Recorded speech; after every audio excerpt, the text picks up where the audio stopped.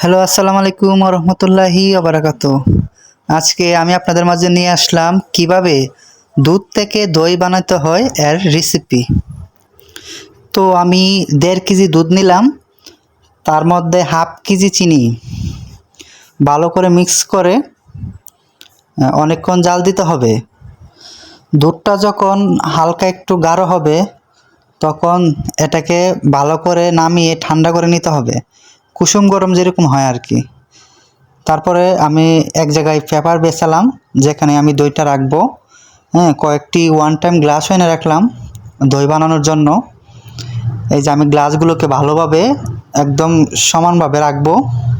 একটা জিনিস মাথায় রাখতে হবে, দই বসানোর জন্য বীজ এনে রাখতে হবে। তো আমি 2টা বীজ এনে রাখলাম, যেগুলা আমি মিশ্রণ করে একত্রিত করে ওই দুধটাকে তারপরে দইয়ে রূপান্তরিত করব।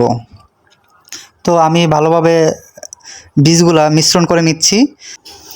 ভালোভাবে লাড়িয়ে ছাড়িয়ে মিশ্রণ করে নিতে হবে যাতে দইটা ভালোভাবে বসে।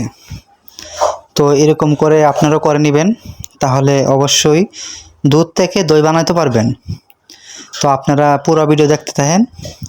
তো আমার মিশ্রণ করা শেষ, তারপরে কাপে আমি ঢালতেছি দুধগুলা, দেখেন।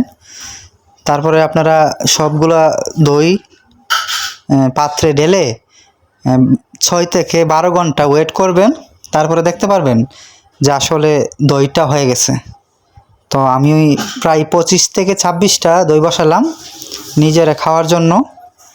তো আপনারা বসানোর পরে 12 ঘন্টা ওয়েট করবেন, তাহলে দেখবেন যে দইটা হয়ে গেছে।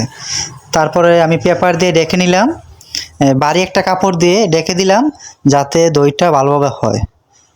তারপর দিন সকালে আমি দেখলাম যে আমার দইগুলো খুব সুন্দরভাবে বসে গেছে, তার মানে আমার দইগুলো হয়ে গেছে।